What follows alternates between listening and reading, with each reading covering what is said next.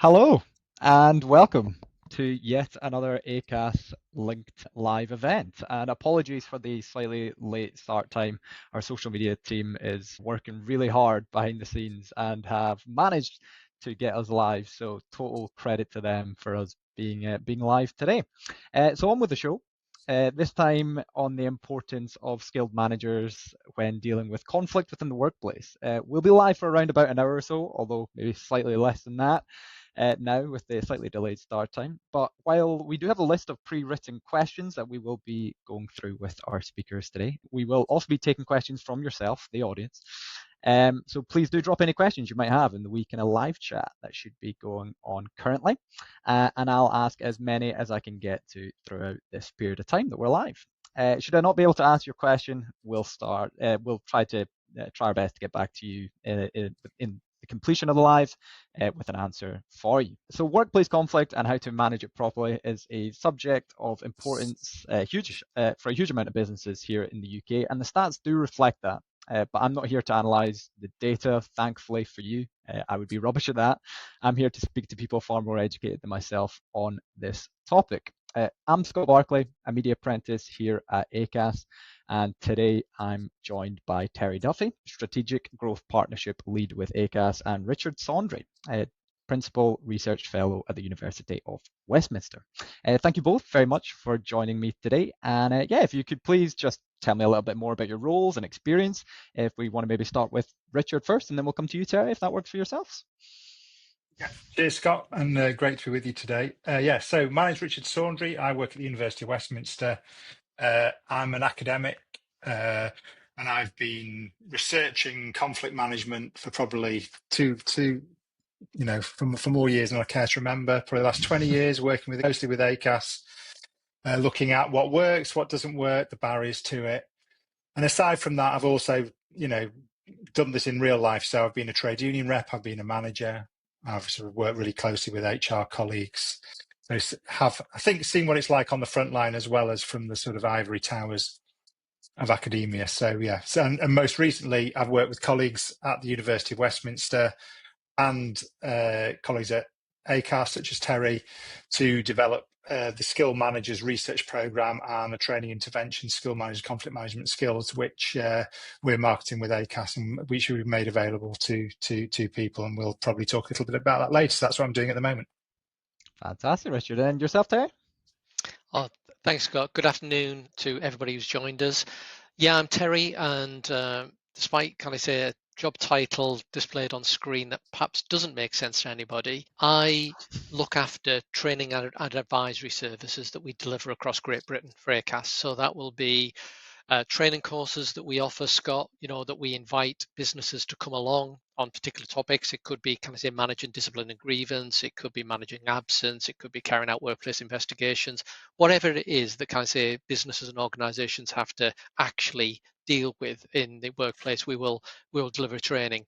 And we can also offer that in company as well. So we will go into a workplace and perhaps work with a group of managers on a particular topic.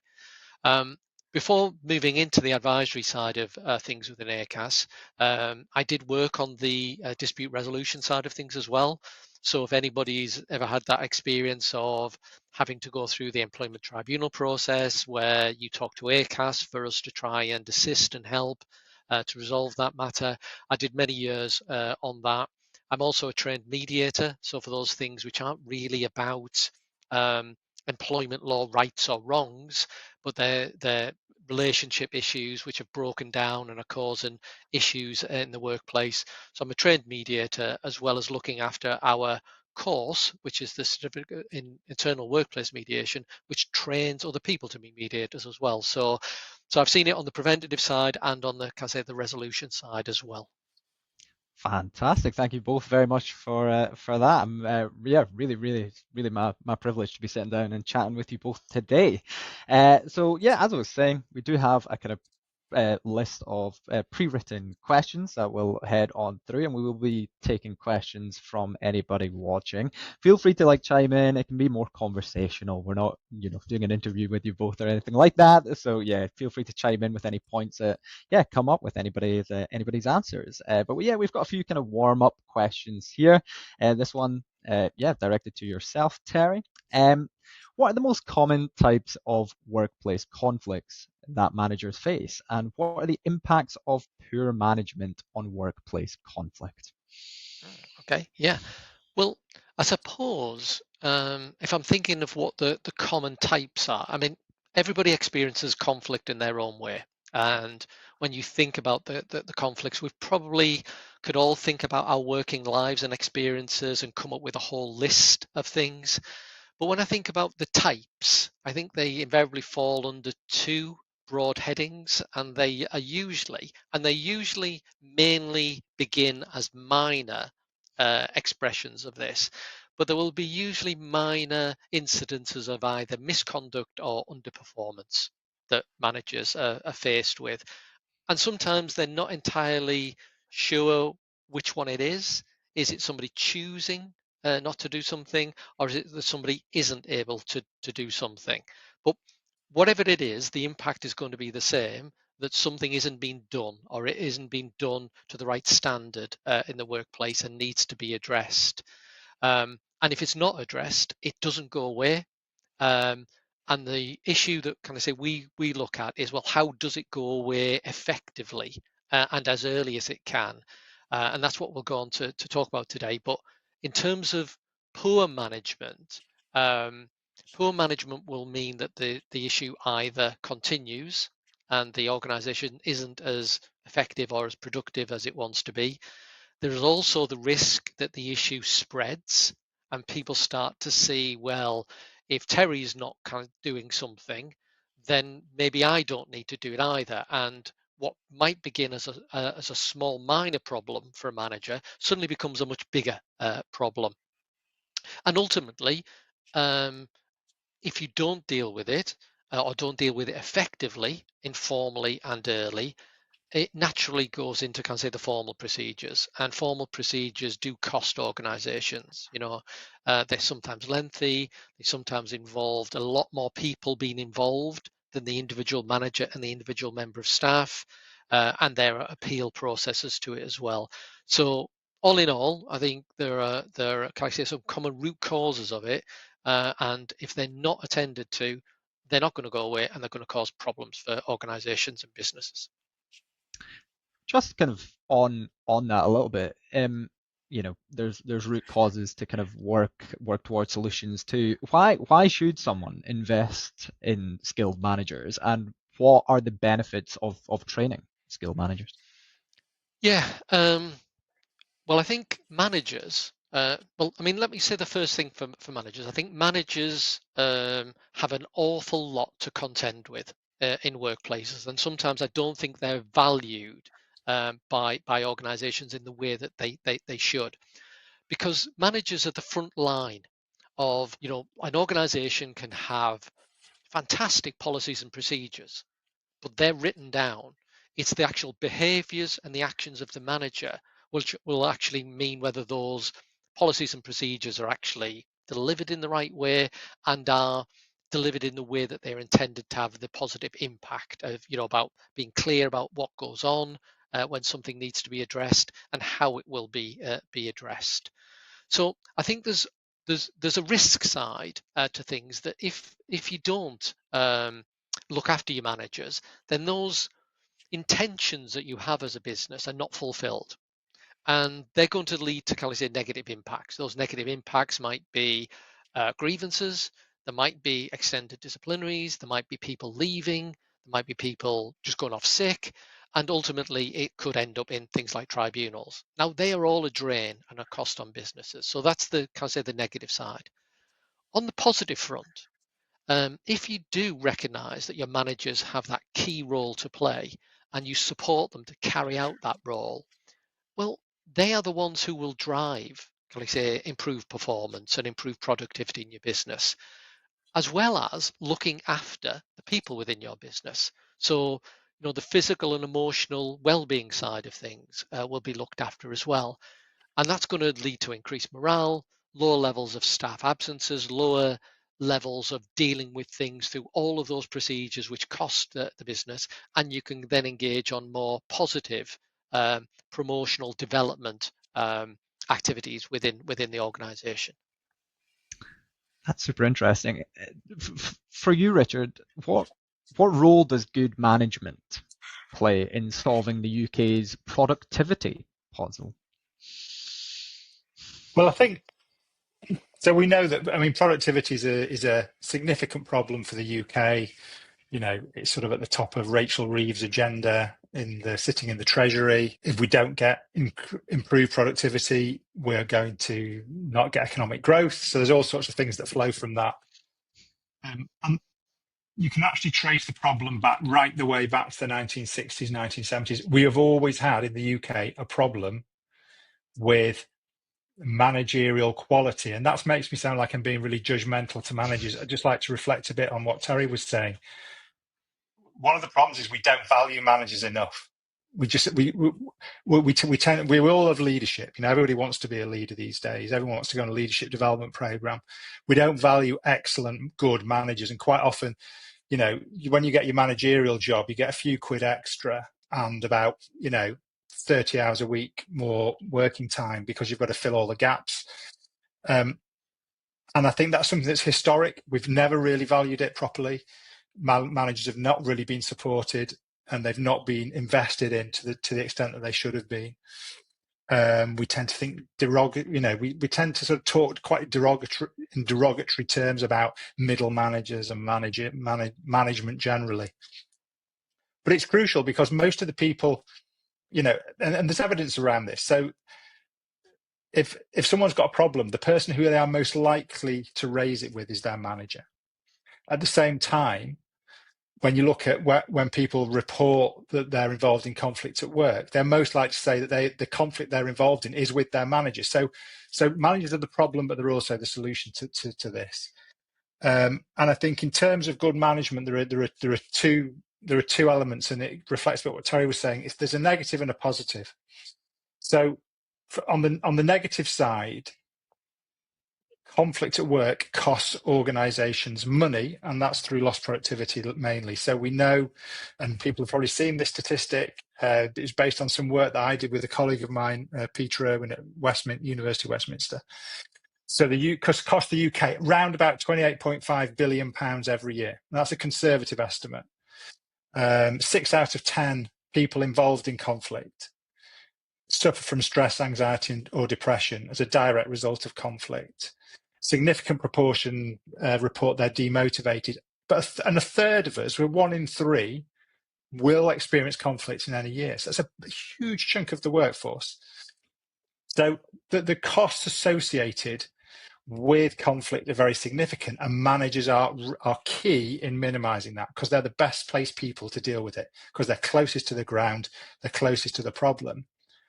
So good management can reduce that negative impact, the negative hit on organizational productivity.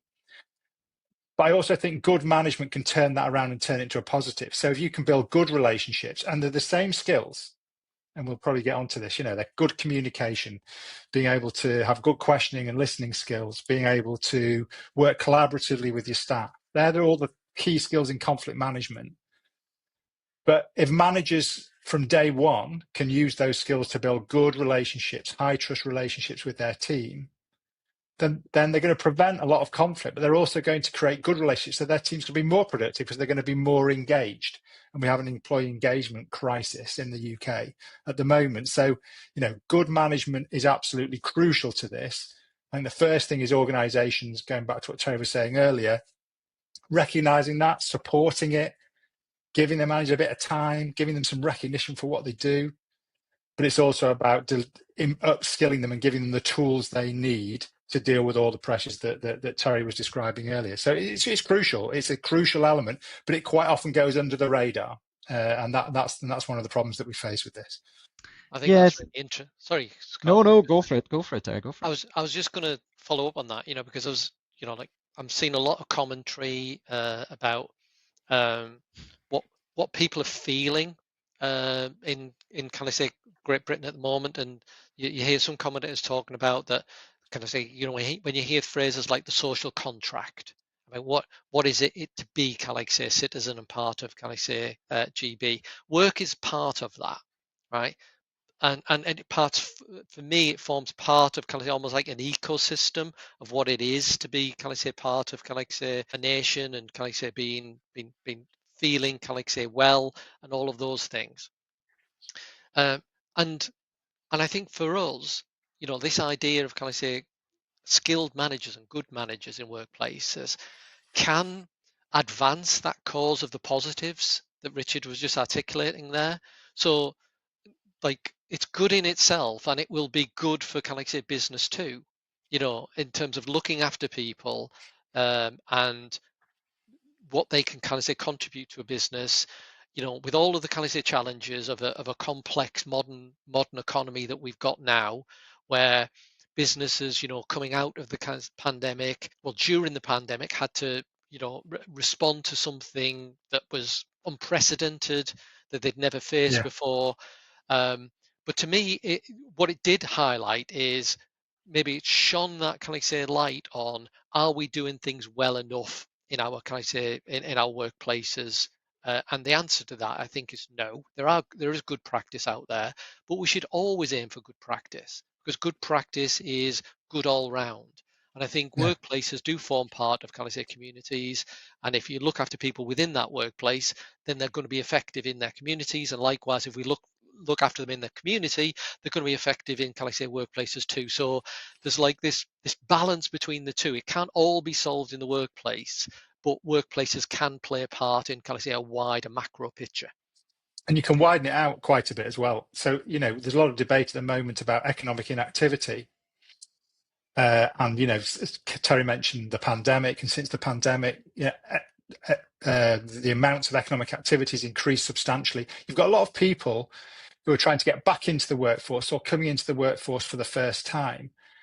And perhaps the most important person in deciding whether that experience is going to be a positive one, and they're going to develop and embed themselves in an organization and become active again in a sustained way, is their first dealings with their line manager. And if that is a good one, that is a supportive one, if that is one where the manager is actively trying to work with them to deal with any issues that they've got in a collaborative way, they're going to go back home after their first few days back in work and go, actually, that manager's fantastic, he's great, or she's great. They're going to feel valued. Too often, however, and it's not always the manager's fault, it's quite often because they've not really been supported themselves, or they've not really been trained. The manager will look on that person as a problem, will potentially seem quite negative. There'll be a lack of trust there. They have their performance isn't great, or they have a day off work, the manager might come down on them like a ton of bricks, and that person will very quickly exit the workforce again. And probably that'll be very difficult for them to get, because their experience of work will be very negative. So, when we're talking about these really big debates in society, so much of it is around work. And I would argue that the manager and the quality of the manager and the support that manager has is absolutely pivotal to a wide range of these big issues, not just about managing conflict, but about, creating good experiences of work. And if we're going to solve the productivity puzzle, if we're going to get people back into the workplace and keep them there, we've got to essentially upskill our managers and support them a lot better than we're doing at the moment in general. As Terry said, there are lots of organizations who do this really well, but we don't do it well enough as an economy, as a country at the moment. I think that's really interesting, Richard, because I was just thinking about like we know that many people who are listening in will have heard of kind of say the Employment Rights Bill and the government's Make Work Pay agenda, with all of the kind of say the little streams that come within that. Those things will land in workplaces, and they'll either land and be positively embraced and taken forward, or there'll be resistance. And I would always argue for the kind of say the look on the positive, look and kind of say what it's challenging businesses to do. And one example, just to share with people, is like, and you asked earlier, Scott, about kind of say the types of conflict that can come up. Conflict it's a very kind of say overarching broad term. So, for example, I sometimes have people kind of say ringing me up, kind of say just asking for advice on things, and typically there might be something around somebody's asked for flexible working. And the way that the manager responds to that, in terms of good communication, is critical for, kind of like say, the experience, of that individual. Handled well, hopefully mutually beneficial, collaborative, kind of like say, outcomes will be produced. Handled badly, it kind of leads to appeals, grievances, bad blood between, kind of like say, people. But I think one of the things to do about when and Richard touched on the kind of say the essential element of, kind of say, a manager communicating well, and being curious, but being able to listen and take in information, is to try and understand what might be lying behind that flexible working request as well. So that even if you can't perhaps meet what the actual request is, you're maintaining the relationship with that individual, and maybe they're perhaps able to understand perhaps why you can't go as far as you might want to. The other positive things around, like productivity, which you asked about, Scott, was many of these things come down to what does job design look like, you know, and job design is not a static feature. It's often a dynamic thing that, market conditions might change. Things come along that you have to respond to, kind of say, being open longer. So traditional models of, kind of say, when and where you work are sometimes thrown up into the air, and sometimes flexible working requests can make organizations look differently about how they set themselves up. And maybe there's kind of potential benefits there in terms of how efficient and effective they can be, as well as perhaps opening themselves up to a wider, like, employment pool if they do things differently. So it's not a one. There's not one simple answer to it, but I think it's, and I think Richard's right, that if managers are trained and supported, businesses will at least have the best opportunity to be able to navigate some of these tricky, challenging situations. You've both talked in length there about the importance of, yeah, like tooling up managers, making sure managers are prepared for their roles. But a recent survey from the Chartered Management Institute found that 4 in 5 of those moving into management positions have no formal management training or leadership training. What, in your opinion, are some of the barriers to training our managers? Terry, I don't know if you wanted to dive in on that one. Yeah, well, I mean, in in one sense, you could look at this and say, well, there are no barriers to training their managers. These are choices that, kind of like say, businesses make or don't make. And I think I think that statistic that you've just, kind of like say, shared there, Scott, probably reflects, can I say, my experience of talking to, kind of say, lots of managers, and maybe delivering some training courses that we pick them up on. Is there sometimes is a presumption that maybe because you're good in one role, maybe an operational role, you'll just naturally acclimatize and be able to take on, kind of like say, what is required in the next supervisory or line management role. And that's just not true. And I think it goes back to, kind of say, the point that Richard made, is that perhaps we just don't value managers enough. And I often think, somebody once shared with me an analogy and said, well, often businesses will talk about how people being our most important asset, but when you look at, kind of like say, how those assets are looked after, particularly line managers, we probably spend more time looking after our machinery or our kind of like say, our IT, and recognizing that they need updates from time to time, and shutdowns, and all of these kind of things where you maintain a mechanical or machine type device. But when it comes to, kind of like say, like the human, we can't perhaps don't pay enough attention to that. And sometimes, I mean, some of the barriers that have been kind of like say proposed are around cost, but if you turn this into a business equation, I mentioned earlier about what can happen when things are poorly managed, absences, grievances, disciplinaries, staff leaving, all of these things. So if you looked at that and said, oh, well, look at that cost, but then on the other side, turned around and said, well, what would it actually cost to actually invest or train in our managers to avoid that, kind of like say, risk or that output?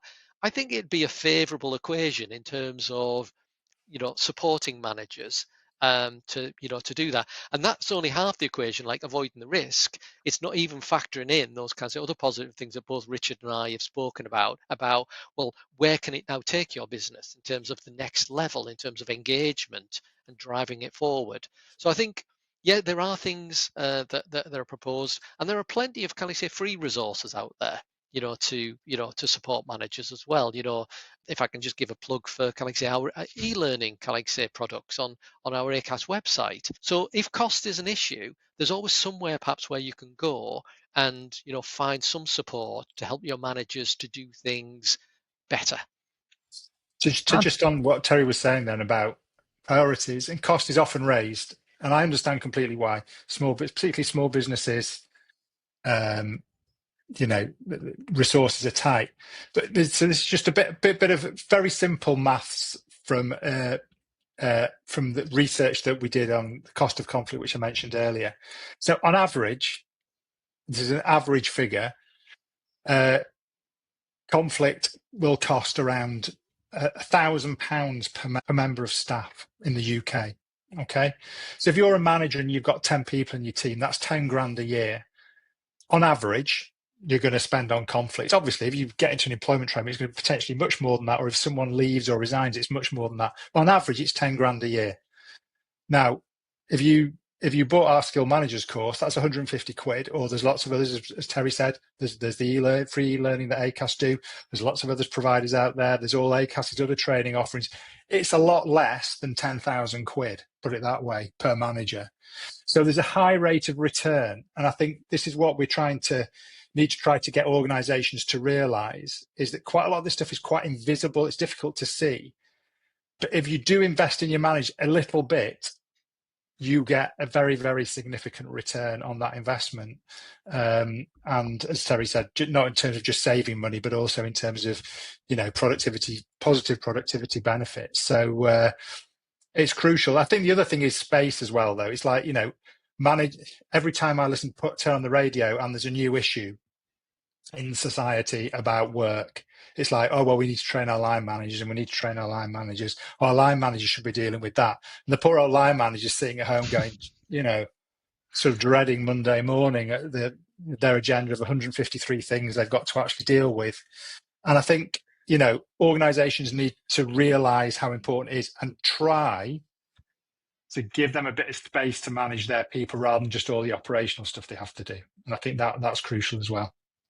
Yeah, that's fair. We do actually have a question from the audience that I'll ask here. This one specifically for you, Richard. In your experience, where do you think business owners could be more supportive in helping their managers manage conflict?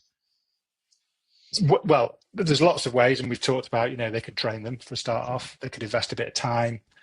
I think they could give them a little bit more time. But I'd say two really important things. One is that they need to say to their managers, we want you to be good people managers. And that's part of the reason why I want you to do the job. And we're going to support you to develop that, but we'll reward you for doing that. So I'm not just going to reward you if you hit your operational KPIs or turnover figures or sales figures. We will recognise if your team has low turnover, if there's low absence in your team, if your staff survey stats are really good, we'll recognise that, because quite often that just goes completely unrecognised. There's no incentive for managers to do that. The other thing is a really practical issue, and when we were doing, we'll talk about the research we were doing in Skill Managers, I think, in a moment or two. But as part of that research, we did had lots of conversations with managers who were doing the training as part of that research. And quite a lot of the managers said to us, and these were line managers mainly, they were saying, look, Richard, we really enjoy this course, it's really useful, but you need to have a word with our bosses, because I'll tell you now, if I address an issue at an early point and it goes a bit wrong, and maybe the employee, isn't happy with it, or I'm not going to get supported by my boss, and my boss needs to have the skills that you're trying to give me. So I think one of the things that where training will only really, in my view, training will only work if there's real leadership commitment to it and saying, this is the way we want to manage people. We want to work collaboratively, and saying to their managers, we will give you the space, we'll give you the skills, but we'll also therefore give you the support when you manage some of these issues. So we'll back you up. And I think organizations need to really back their managers a little bit more. Doesn't mean to say they may not be critical at times if a manager mishandles something. But there's ways and means of doing that. That should also be handled in a collaborative. The manager needs to feel like the organization has got their back. And there are a lot of managers out there who just don't feel that. Yeah, that's fair. Thank you for that answer there, Richard. What are the different conflict management styles, and how do they affect conflict management in the workplace? So there's various ways of doing this. There's various different people have come up with different ways of looking at this. So, broadly speaking, there's sort of 5 different conflict management styles, from avoiding, accommodating, remember all these, competing, collaborating, and compromising. But I'm going to pick on 2 if I can. Because when we did the skill managers research, what we did was we tested over 1,000 managers in terms of what their conflict management styles were. And we actually found, Terry might agree with this, I don't know, but generally speaking, it's widely agreed that a collaborative conflict management styles tend to be more conducive to good conflict resolution, to good employment relationships, to trust. So we want to see high levels of collaboration. And we actually found that, generally speaking, our managers have quite collaborative conflict management styles. The problem that we have is that our managers are also very avoidant. So they tend to avoid conflicts. They never get into the point where they actually can use that collaborative management style, because they tend to brush issues under the carpet or push them away a lot. And that's particularly the case we found in smaller organizations as well. And there are all sorts of reasons for that. But one of the main ones is just a lack of confidence in dealing with it. These things aren't easy to deal with. There are consequences to dealing with them, as Terry said, particularly when you've got lots of new legislation, etc. Managers lack confidence, and if they don't have the training, in particular, then it's easy just to sort of wait and see and hope a problem goes away. The problem is that quite often difficulties in the workplace don't go away, and they have longer term impacts. And if they're left to escalate, they can have really damaging impacts. So that avoidance is the real issue that I think we need to address. I know ACAS have been working on this, for a long time, trying to give managers more confidence to address issues at an early point and to nip issues in the bud rather than sweeping them under the carpet, to mix my metaphors very terribly. Yeah, I think I've often found as well, Richard, that I agree that there is, can I say, real benefit in collaboration. And collaboration is not concession. Collaboration is just working with somebody to, can I say, achieve what needs to be done together. I think kind of the risk we sometimes see is avoidance then just snaps into confrontation. So you kind of say you avoid it for so long, thinking it's going to surely they're going to stop doing what they're doing and not not keep causing me headaches and whatever. But that doesn't change, and then suddenly the manager will kind of say flip and completely miss out the kind of say the potential for sitting down and having that kind of say collaborative type approach. So you might end up dealing with it, but you've got kind of say wreckage left behind, and that's not good for, can I say, an ongoing working relationship.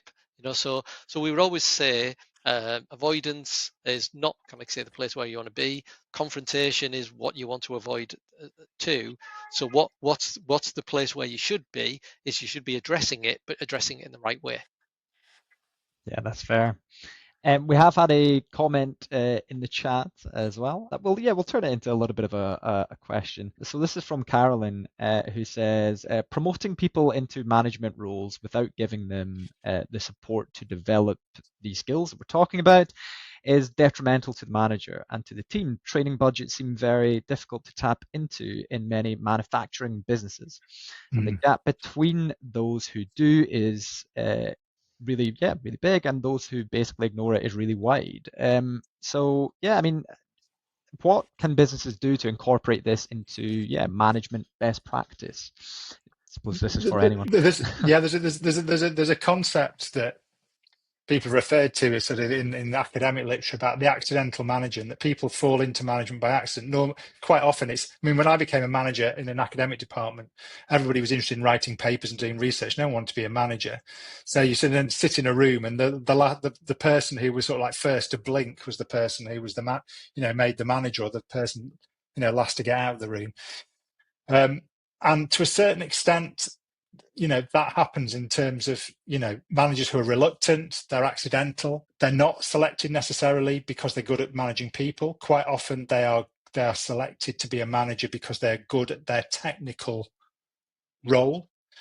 And, again, taking my example, writing academic papers is probably the absolute opposite of what skills that you need to manage people very well. So that those are all really significant problems, and I think Carolyn puts a finger on it, on a really key problem. And I would ask anybody out there in organisations, or particularly in HR, and they're developing, they're selecting people or they're recruiting managers. Do you include competencies around the management of people and the management of difficult situations in who and how you select them? And I know that some organisations do this, but I think it's absolutely crucial, because that is a significant chunk of what a manager is going to have to do. And I think quite often somebody will get a job as a manager and they won't be asked about how would you manage a poor performer, or how would you deal with this conflict situation. Needs to be seen as being a core bit of what management do, rather than just something that's assumed a manager can do, because that simply isn't the case.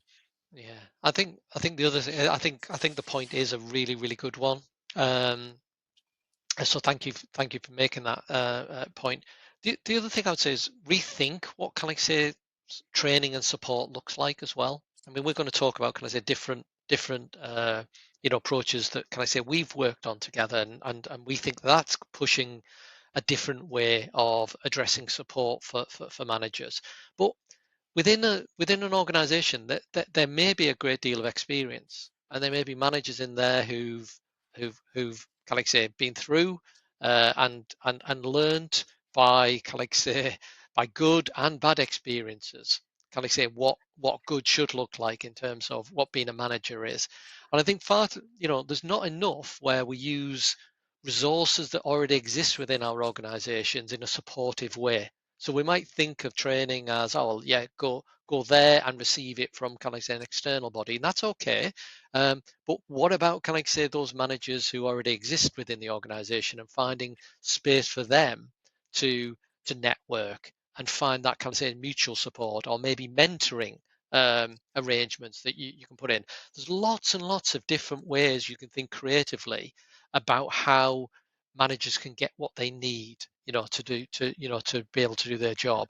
And one of the benefits of, can I say, working with those who are perhaps internal resources is you do perhaps pick up, can I say, the nuances of the cultures within different organizations, about what the challenges are and how things could be done.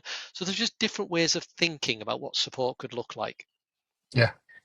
Fantastic. Thanks for those comments, guys. Very wary of time here as well, so we'll keep an eye on that. But we're going to combine a couple of questions here. So what is the impact of the skilled managers training on conflict management styles, and who would benefit from this course, and how do you measure the benefits and effectiveness of your training? So just to Big explain, question, and Richard. Sorry. I'll be super brief. We started this, and we started this as a research project, a big research project before the pandemic. And what we wanted to find out was that, could training shift the dial in terms of how managers manage conflict? There's a lot of talk about this. We didn't really have any evidence, and so we decided we were going to design some training and then evaluate it and test what its outcomes, trial it, a bit like a drug, where you have a randomized control trial. Some people get it, some people don't. The pandemic hit, so we pivoted to a to like an online course, which we didn't have a great deal of experience in designing, and really to try to design it right from the root up, in partnership with ACAS and some of Terry's colleagues. And very quickly, what we tried to do was design something which was targeted very much at first line managers who didn't have the time to go to necessarily or take part in a great 5-day leadership program or management training program. So hard to reach, time poor managers. Our model was somebody, the person managing a bar in Manchester, just after the pandemic, loads of pressure, working a 70-hour week, having to manage loads of difficult staffing issues. That was our sort of who we were trying to target. And there's lots of managers like that in lots of different sectors: social care, manufacturing, you name it. So what we did was we tested all the managers before they did the training and after they did the training, over 1,000 managers. And what we found were statistically significant improvements, if you like, in conflict management style. Improvements is a bit of a clunky way of looking at this, but managers, generally speaking, became more collaborative and they became less avoidant, particularly managers in smaller businesses, because they tended to start off from a lower base level, and their improvement, the training brought them up to speed with managers in larger organizations. So there were really significant changes there. So we saw what we wanted, what we hoped we would see. So managers had more collaborative management styles, they were less avoidant. But the key thing is that then carried over into the workplace. It's all very well a manager sort of changing their attitudes, but do those attitudes actually impact people on the ground? And to do that, we surveyed around 8,000 employees. So we surveyed all the members of their teams to say, how's your manager doing, essentially, using a sort of an engagement survey. And again, what we found was that in most workplaces where managers had received the training, there were improvements in their staff responses in terms of questions like, does your manager handle conflict quickly and effectively? And again, particularly in smaller organizations, the biggest impacts are in some of those smaller organizations. So what the research showed was that certainly in terms of this intervention, yeah, we can design something. If we train our managers, we can improve their conflict management styles, boost their confidence, and crucially, it does have an impact on the ground. Their staff do notice it. It's the first time this type of research has been done in the UK, and so from that point of view, I think it tells us an awful lot about the sort of the direction that we need to go in, and particularly it just emphasises the importance of training in general, because we've seen some real evidence that it can actually move things in a positive direction. Fantastic. Thank you for that summary. Really, really appreciate that, Richard. I was going to be moving on to the final kind of like the closing question, and I think I will in just a moment. But we have had a good question here from Jonathan in the chat that I do think is definitely worthwhile touching on. He's keen to see how we might be able to develop and or amplify existing guidance on this topic on skilled managers in relation to mental health in particular. Particularly in relation to navigating formal procedures and processes. How does conflict management impact mental health at work? This is an open-ended question here. Yeah, well, I think we'd go back to something we said earlier. I think it's two things really. It's about the relationships that managers establish with people in their teams as a matter of course. And I would always turn around and say that should be an open and an honest relationship which is established. What will that do? Well, it provides probably the safest space for an individual to be able to reveal anything they need in terms of support or help from the organization with anything to do with their mental health or well-being. And it also provides that space in which a manager could be proactive and ask in that space as well. I think the other thing in terms of conflict, if something arises, the manager shouldn't just look at, can I say, what the incident that might have happened or not happened, but should be asking questions to try and understand what might lie behind that. And that's where there might be things which were revealed, which were not obvious at the time, which might in some way form some kind of mitigation for the organization to take into account and understand. And rather than taking a perhaps a disciplinary approach or something, they might take another approach. So it gives them the best possible position to understand. But I think again it goes back to that thing. I mean, Richard finished his kind of said last question and saying the importance of training.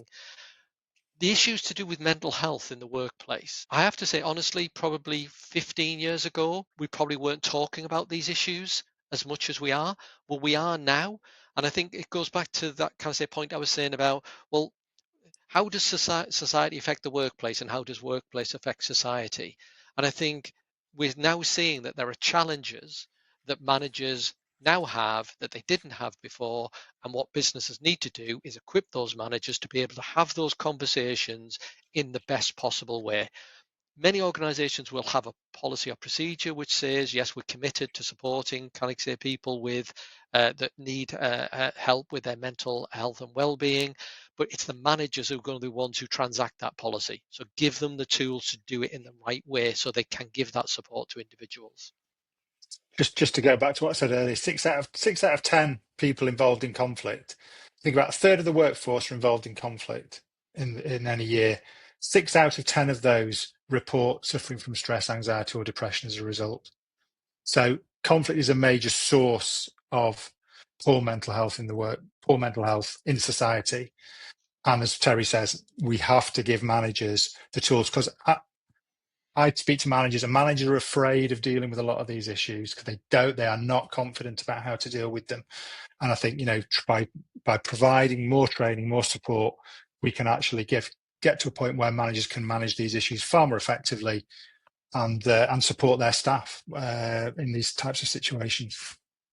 Fantastic. I do think that was definitely a worthwhile question getting on in there. So appreciate your insights on that. Last, very brief kind of couple of questions here. This one for Terry.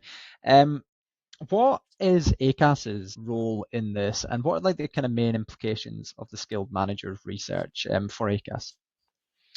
Yeah, well, as Richard said earlier, we've had a very long and good relationship with Richard and his colleagues at the University of Westminster.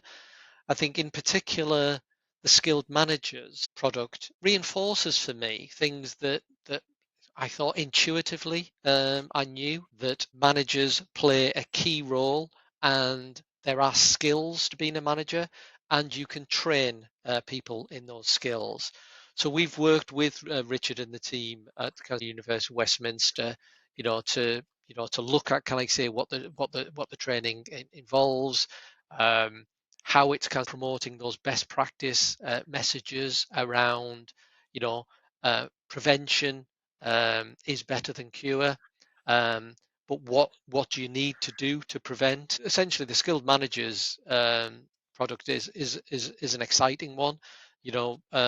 I talked about, can I say, responding to things earlier, and indeed Richard and the team at the University of Westminster had to respond to the pandemic in terms of what the training was originally going to look like in skilled managers. It was going to be a traditional classroom style training. But then the pandemic came along and that wasn't possible. But out of that challenge has come something which we think offers opportunity.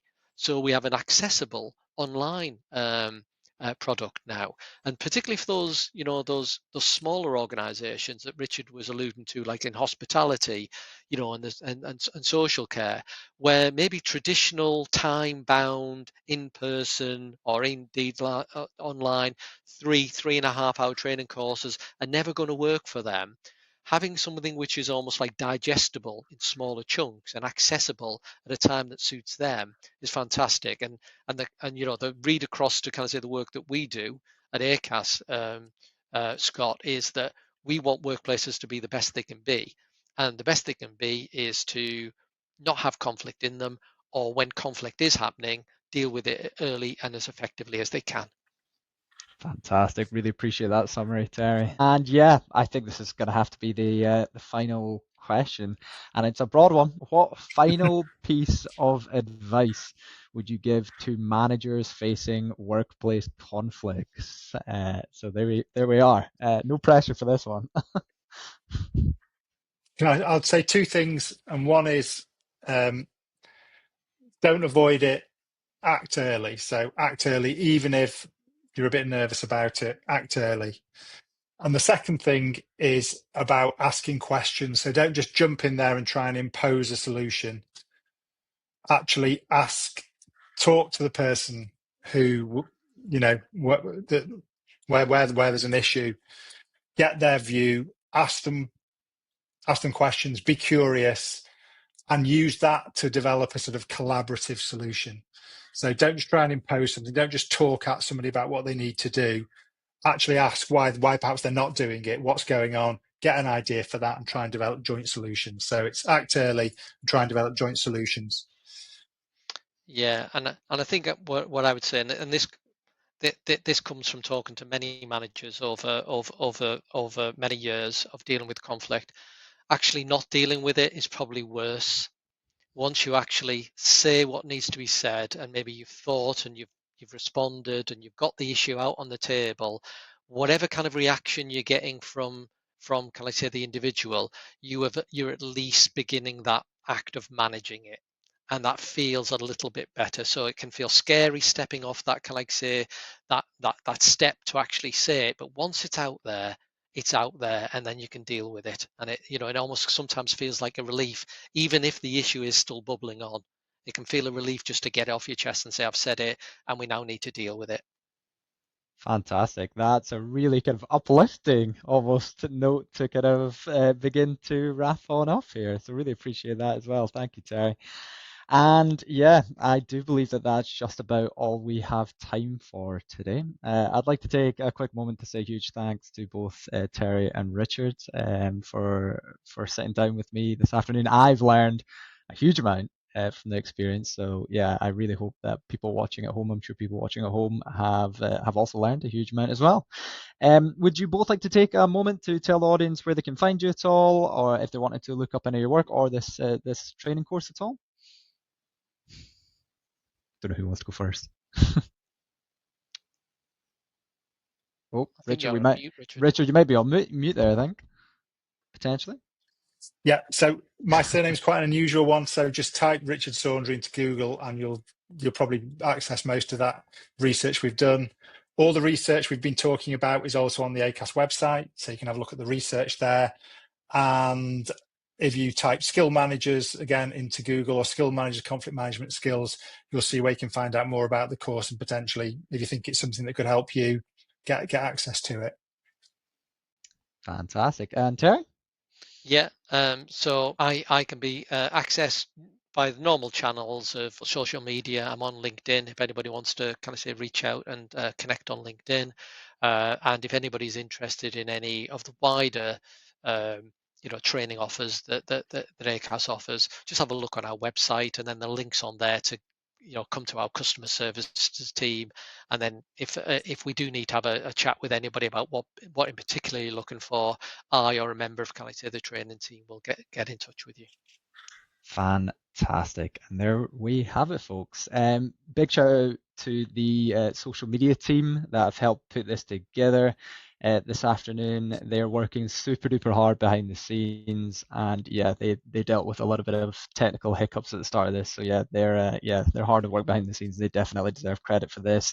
Thank you very much for joining us on our LinkedIn Live focused on managing conflict in the workplace. To make sure you're staying up to date with all of the latest workplace policy changes, make sure you follow ACAS on LinkedIn and other social spaces. Check out our website and consider signing up for the e-newsletter for more events and training. Thank you very much, and yeah, have a good rest of your day.